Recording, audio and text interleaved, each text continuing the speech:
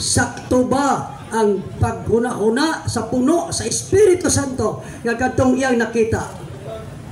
Hugaw, sakto o dili sakto? Sakto nga hugaw pero dili makapaimpirno. Kaya nga naman, kisa rin nakaingon nga makaimpirno siya, pero ang Biblia wa magingon nga makapaimpirno. Kaya nga naman, diha sa Voice Bible nga kadto di mga mahugaw, diha sa Acts 10:14, mao di ito ang dietary law. Pero unsa may gingon sa Dios sa buhat 10:15, ayaw ingna nga hugaw ang gihinluan na sa Dios. Kay ngano kadto di mga mahugaw mga igsuon, reparado to sa dietary law nga nag-ingon apil ang baboy. Ang gaingon ra nga dili makaipirno si Ismael mahinting ra.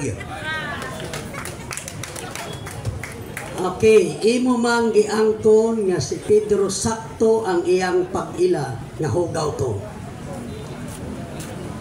Dili ba nagtug-an man ka nga nagpadayon ang dietary law kay sakto man si Pedro nga hugaw to? Dili ba nagtug-an man hinuon ka nako karon nga nagpadayon ang dietary law sa tinuohan ni Pedro? Ang tinuohan ni Pedro Hudiyo, mo nang wa siya mukaon. Pero miingon ang Dios nga kadto di ang dietary law gihinluan na ayaw na hunaw naaghugaw. Ikaw ra gaingon-ingon nga makapaimpirno ang baboy. Di ka motuo sa Dios. Mao ni pagka dakong bakak yun na to na. Imo nang masayop ang Dios nga gihinluan na niya, pero ang atong igsoon Ismael bahinting hugaw lang gihapon para kaniya. Dili motuo sa atong Dios. Kasi moderator, wala niya tubaga ang akong pangutana. Wala tubaga akong pangutana. Kay imo mang giangkon nga sakto si Pedro sa pag-ingon niya nga hugaw to. Imo bang ang akong i-reply ng pangutana? Ang question na. Objection ako nga wala niya tubaga nga nagpadayon ang dietary law sa una-una ni Pedro. Wala niya tubaga. Nangumentaryo ra sa salaing isyu. So ang iyang objection Brad Kaloy wa ni mo tubaga. Di ba naingon man ka nga? Oh. So natubag ang imong kategorikal. Okay. Nagpadayon nga naay dietary law. Kay nagpadayon man nga naay dietary law, imo mang giangkon sa dietary law ang mukaon og hugaw makasala.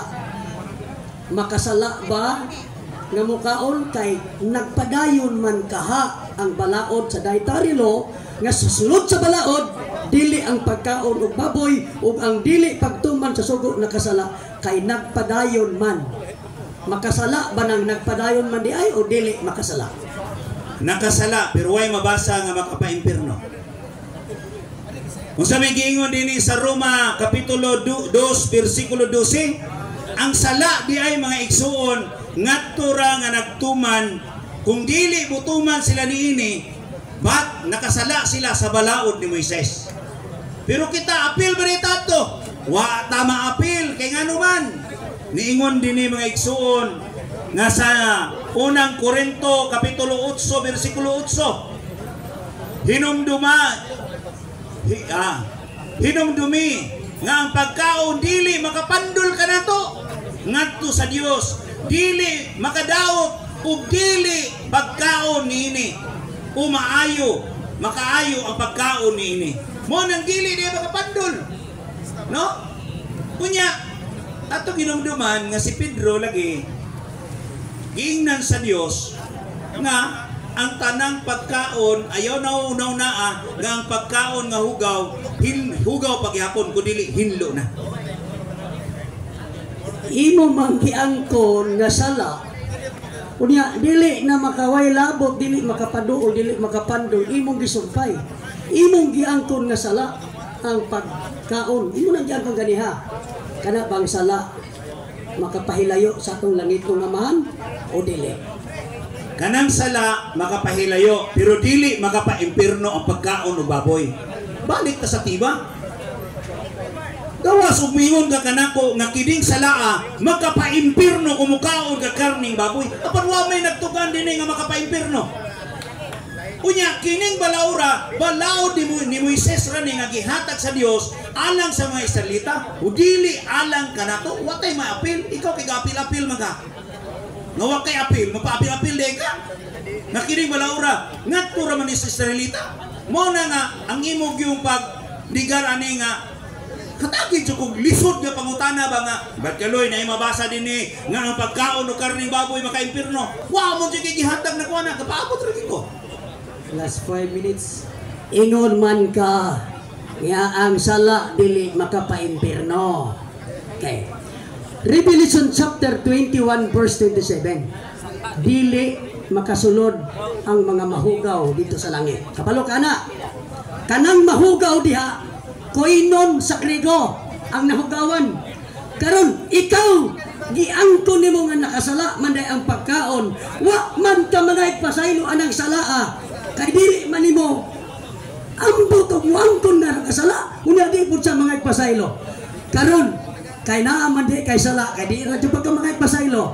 Dili ba apil ka sa nahugawan og di makasulod sa langit og ang dili makasulod sa langit impierno baya. Ano ba? Pagkasayon ra gyud kay tubagod. Ngano? Bisan gani ang pagkaon sa mahugaw ngadto sa mga Israelita, aduna pa man gani nga mahinluan. Mo na mga igsoon. Dihatag pa ko sa isay. Objection time. Kung sa may mo objection. Ang pangutana, dili ba? Yes, ano man nakategorikan? Dili ba? Kay nahugawan man imong ugali ka nyangkon maka nga nakasala. Ikaw, di mo man nagiangkon. Napadayon na day tarilo. Nakasala ka. Nga wa man imo isukid ang sala. Nya ang Revelation chapter 21 verse 27, wa may hugaw nga makasulod. Dili ba? Dili man ka makasulod. Yes or no? Dili makasud ang gihatagan og balaod ato. Kinsa may gihatagan balaod ato? Ang mga Hudiyo di wa matay apil. Ang kadtong mga tao nga gihatagan balaod ato, kadto rin nakasa. Pero ang Dios mingon man nga kadtong mga mahugaw, ayaw na isipa lagi nga mahugaw ang gihinduan na sa Dios. Ang problema na to ani, kita gani magampo. Nga? Ang tanang gihatag sa Dios maayo. Tanang butang baboy gihatag sa Dios dili angay sa likway. Yung sa may gingon din sa unang Timoteo 4:4-5, ang tanan nga gibuhat sa Dios maayo, ang tanan angay dawaton uban sa pagpasalamat ug walay sa likway bisan unsa. Kay ang pulong sa Dios ug ang pag-ampo maoy nakapabalaan ini. Mo nang kitang Katoliko sa panahon nga mukaon tagbaboy magpasalamat ta sa Dios, magampo aron mabalaan ang pagkaon. Apan sila di tigali ni magampo og mukaon. No? Mao na problema. So, di palang dugay niingon ka karon. Silang gitaga ang balaod mga Hudiyo, mao to makasala. Pero nganong niangkon mo kagani nga nakasala ka di man ka Hudiyo. Ay sa pa ba ko nganong miangkon bago pala kang miingon nga silang mikaon, silang mga Hudiyo mao makasala ay sila magitagag balaod. Way labot ang dili Hudiyo. Bago pala mang niingon ka nga kung mukaon makasala, nakasala ka. Ingon bitaw nakasala. Nga dili man ka Hudiyo. So nga kung pangutana, dili ba ang imong tubag nagsinupakay naman sa imong mga tubag? Nakamatikod ba ka na o wala? wag yun ko kamatikod. Wag yun ko kamatikod ginasipyat ko. Kay ngano man, gipangutana ko nimo gikan ni Pedro. Ha? Nya si Pedro Hudiyo, mo nang wala siya makakaon, nya gitubag ta ka nga wala na ma-apply sa ubang mga nasod. Kolosas 2:13. Salmo 147 versikulo 19 ngadtos 20, wala ikahatag ang balaod ngadto sa ubang mga nasod. Pero ikaw gaapil-apil man ka. Kadto rang gihatagas balaod. Wa kumingon nga ako nakasala ko kay ngano nikaon ko baboy. Ang akong gibarugan, wa ko makasala uban sa pagpasalamat sa Dios, uban sa giingon sa Dios nga ang tanang pagkaon gihinluan na kadto nga mahugaw. Apan nimo karon nagpabiling gyapon hugaw. So, clarification period no para to avoid committing strawman fallacy. So, i-clarify ba kala unsa man tong imong giingon nga nakasala? para dili ba ma-istroman si Brad Ismail baka iya mag-assume nga mi-admit ka nga pagkaog baboy nakasala. So para klaro sa publiko di sila maglibog unsa may context atong pag-ingon nimo nga kinsa may makasala kon mukaog baboy para matagaan nato si Brad Ismail nga dili siya maka-istroman pala si batok nimo nag-assume man niya nga imong gi-admit. Okay. So at pwede ba i-clarify na to para mo proceed kasi imong pangutana? Okay. Adtong panahon nga nangutana ko ang sa side ni Pedro nga hugaw. I-admitter niya nga hugaw. I-admitter mo ganyan na naman. Bitong giangkon yang nasabtan. Unya kay hugaw man to. Nagpadayon nga naay dietary law sa kinuhuan ni Pedro ni Oyon Buka. Karon sa nagpadayon nga naay dietary law, apil man dito nga dili pagkaon og baboy, balaod man kung kaon sila ana siguradong sala kay pagsupak man na. Nakasala ba? Ingon ka nakasala. O di ikaw apil magani nga nakasala ko. Kung hindi pa sa nag-explain, gi-admitter siya nga nakasala siya. Sa ato pa ang iyang pag-admitter sibo sa dietary law nga nakasala siya. Gi-admitter man na niya ganiha. So mo to berkalon ng iyang pangutana dapat din mong i-explain unsa may ibot ipasabot atong niingon ka nga makasala amo supak sa dietary law. Kay mo na ang concern o mo to imo manggiyon nga rin nga na ay pagpakasala sa pagkaon sa gibawal sa Levitical law or dietary law. Kung nakasabot pa ni, naminaw pa ni sa kong tubag, ang nakasala, katong mga Hudiyo nga nisunod sa balaod ni Moises, nga nikaod o karning baboy. Pero para nato, wata makasakay, dili man na-apply na to. Kanang balaura. O, klaro na. Ngano itukmon man na nato, nga kita mukha o baboy, nga maimpirno ta, nga kana, adto raman as mga Hudiyo.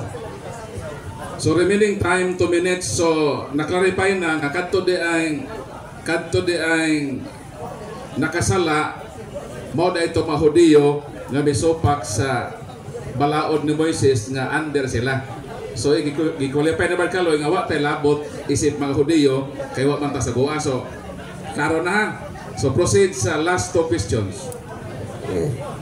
Ingon man ka wa tay labot sa balaod sa atong langitong amahan kay ilar sa mga Hudiyo.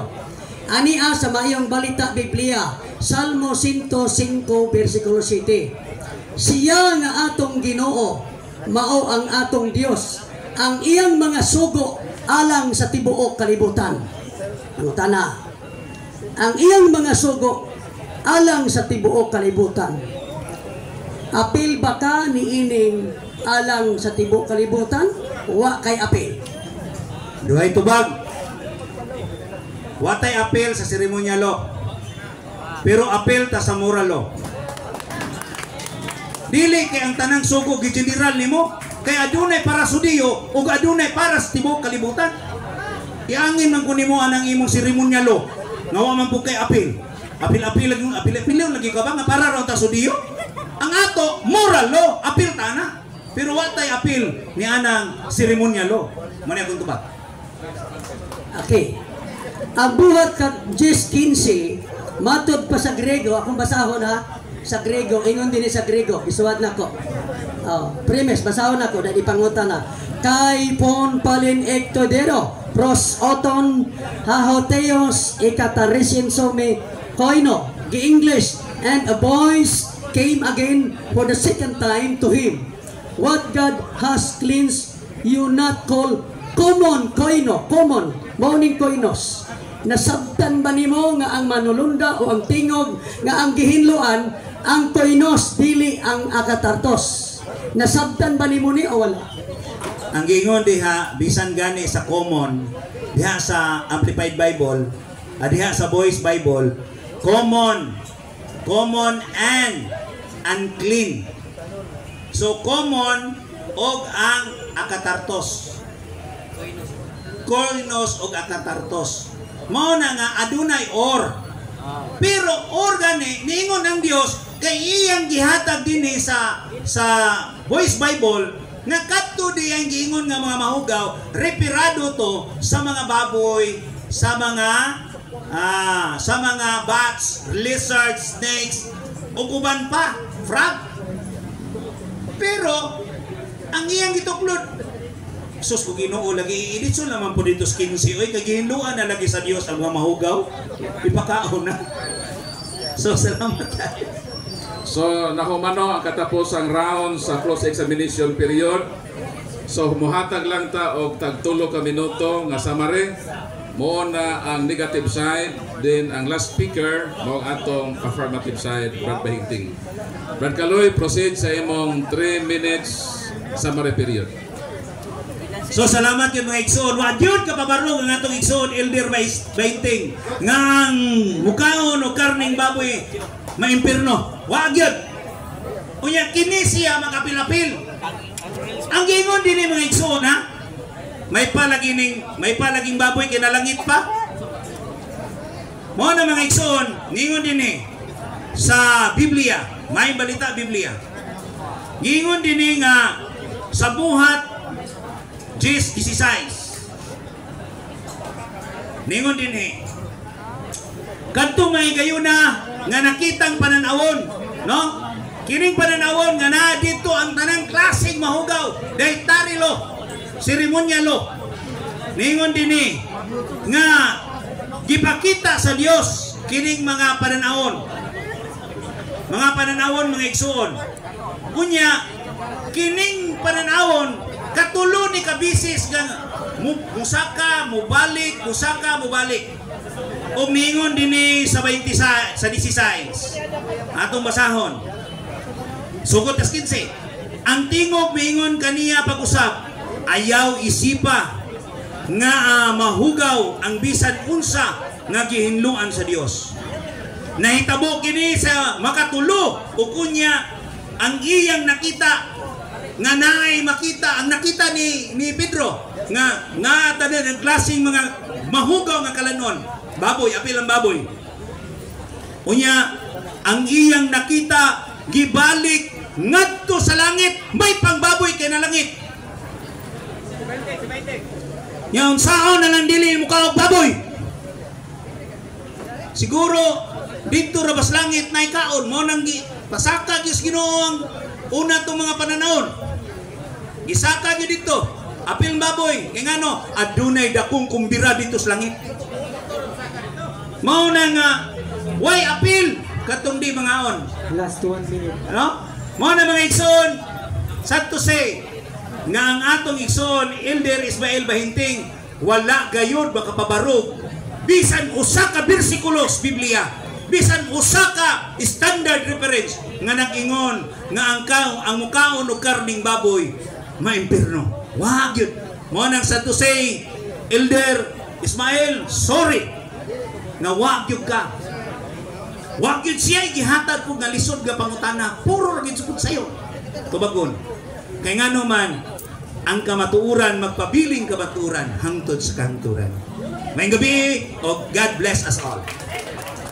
So nahuman ang 3 minutes summary